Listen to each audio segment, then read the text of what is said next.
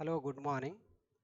In the last class, we were discussing about some of the types as well as applications of information systems. There are so many applications of information systems in the functional areas of business. For example, we are using accounting information system for getting account related reports. That means it may be managerial accounting, cost accounting, or financial accounting type of reports we can get from the accounting information systems. Similarly, you can use expert systems which are used to provide expert knowledge to the decision makers. That means these expert systems are used to capture some expertise or skill of a particular experienced person in the enterprise.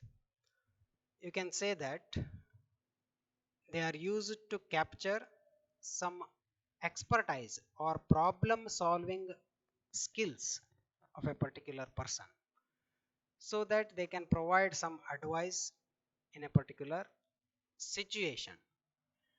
So many types of information systems are being used, so you can collect more such applications as well as different types. So you can get additional information from our website also, and also we can discuss related to these types and applications in our Microsoft Teams or any other platform. So first you try to collect some information about these types and applications of information systems. In today's class, let us discuss about information systems development. So information systems development, what do you mean by this? So systems approach is being used here when it is applied to the development of information systems to solve some business problems. It is called IS development or information systems development, or you can say application development. That means we have to develop our own information system. It may be accounting information system or any other information system, but we are concerned with accounting information system that we are going to develop. So what do you mean by this system approach? This is problem solving technique that uses systems orientation to define problems as well as opportunities and develop suitable, appropriate or feasible solutions. So you should analyze the problem first to get the solutions, which is involving so many activities. So we need to recognize and define the problem first, because first what is our problem, what we are going to process, and what we are getting as output. So that is important. As an accountant or as an system analyst or the study person of that particular system, we should be able to identify the input requirements, processing situations, as well as the results or the outputs. So that is why first we need to define the problem, because if you want to do a particular project, we have to give one title to the project. Similarly, we have to define the problem. So using system thinking methodology, you can say, that means uh, we are not identifying or not finding solution to a simple problem. So these approaches are being used for complex problems or some large scale enterprises. So that is why we need to divide the entire system into subsystems. That means the decomposing of the existing systems and understand each subsystems and the flow of information between them, so that we can have more broad idea about the entire system. That means we can think about a tree before studying the entire forest. So that means we are concentrating on the subsystem as well as the flow of information or the processes between the subsystems to evaluate the entire system, and we can develop different alternative solutions, and afterwards we can evaluate them and pick one better solution so which meets our requirements, and finally we can design and implement such system successfully. So what is system analysis and design? So that approach is being used. So SAND means it is the overall process by which information systems are designed and implemented. So we are identifying business problems here. To identify and find the solution to such problems, the most common approaches used are: one is object oriented analysis and design, that is OOAD, and another one is life cycle model. These two common approaches are there. Life cycle means we are using SDLC, that is Systems Development Life Cycle approach. That means these are the approaches we are using for system analysis and design. That means what we are doing actually, we are finding a solution to a problem. That means here we are developing our own information system, say accounting information system. For that we can use different approaches. To study the system, we are using system analysis and design method. So wide varieties of approaches are there. So mainly we will discuss about life cycle, or here systems development life cycle approach now. So what do you mean by this systems development life cycle? So there are various phases or stages here. So using these stages, consecutive stages, we are going to find solution to a problem, or here what we are doing, we are developing an information system itself. So development of information systems takes long time. It is not an overnight job or 1 or 2 days job. It may take long time, even sometimes depending upon the work, years together. So that is why we have to take utmost care while developing the system with proper steps. So what are these steps or stages or levels? So they are visible here.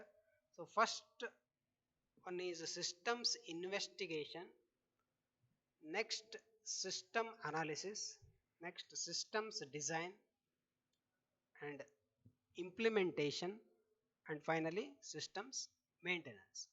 These are the phases we are using in SDLC. So first we need to look at about the first step, that is systems investigation. So here we are addressing the opportunities or some problems as well as priorities of the system that we are going to develop, and we are going to conduct some feasibility study here in the first step, and also we are developing one project management plan. Okay, so even you can use this approach for developing your college project also. So not only the advanced project, simple projects also you can use. So especially some of these approaches are used in simpler projects.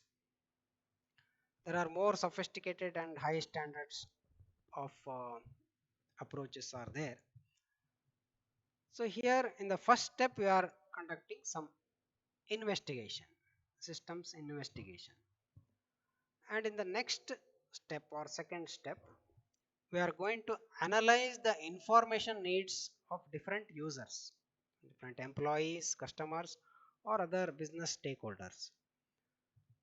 And we are going to develop some functional requirements as well as some logical models of the present systems. So that we will discuss later. So next comes that systems design. So here we are developing some specification related to our human resource, hardware, software, other type of data resources, etc. And we are going to develop again the logical models of the new system. So here what we are doing, so why this approach or this SDLC is used.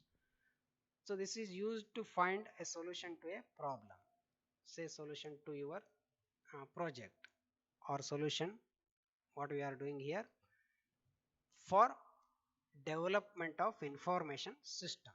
To develop such information systems, we are using these steps. So in the fourth step, systems implementations are there.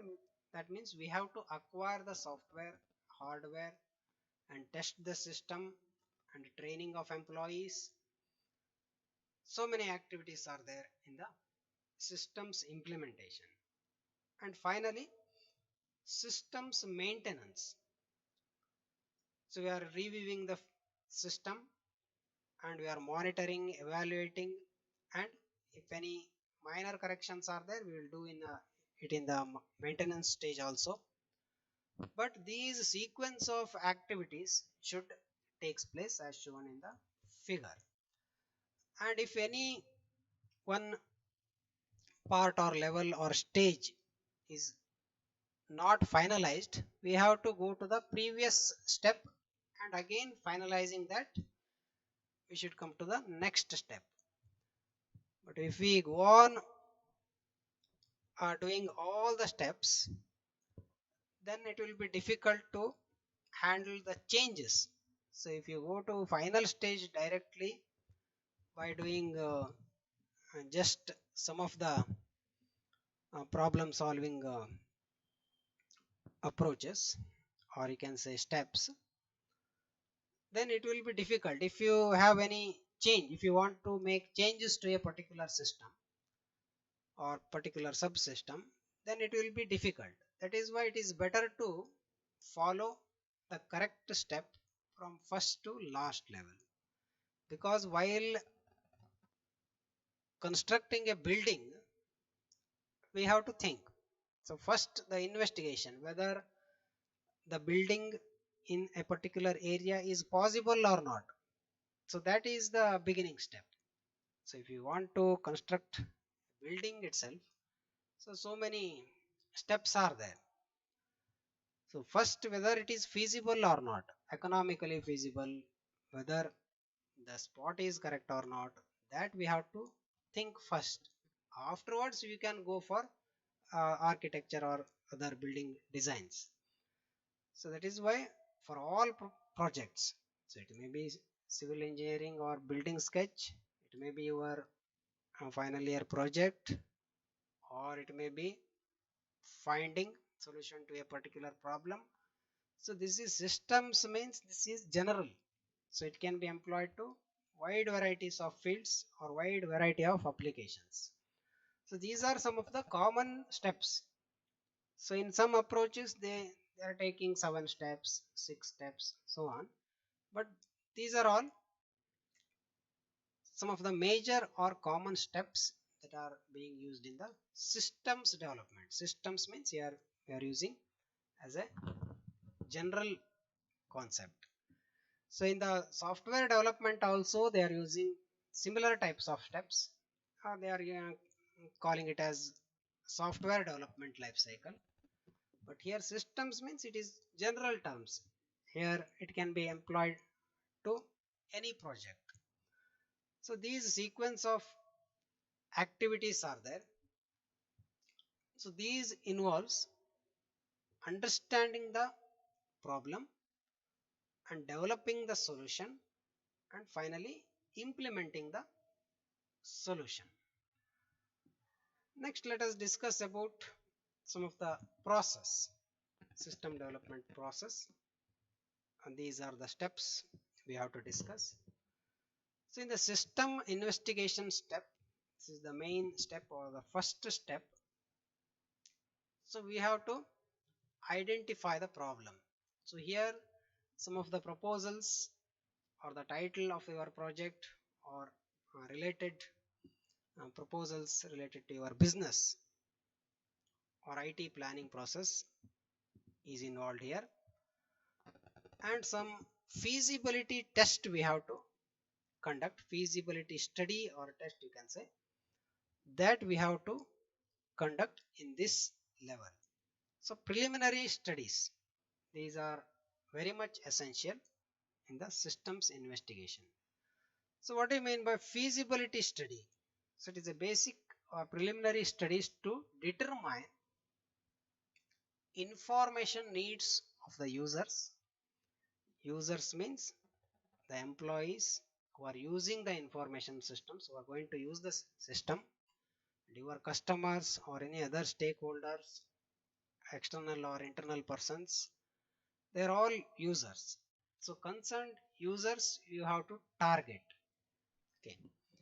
So all systems we are developing keeping the customers in mind, and also you should save the cost to your enterprise as well as the time required to serve the essential product or service should be minimized. So why we are going to develop such systems? So for all development you should save time, money and energy. Okay.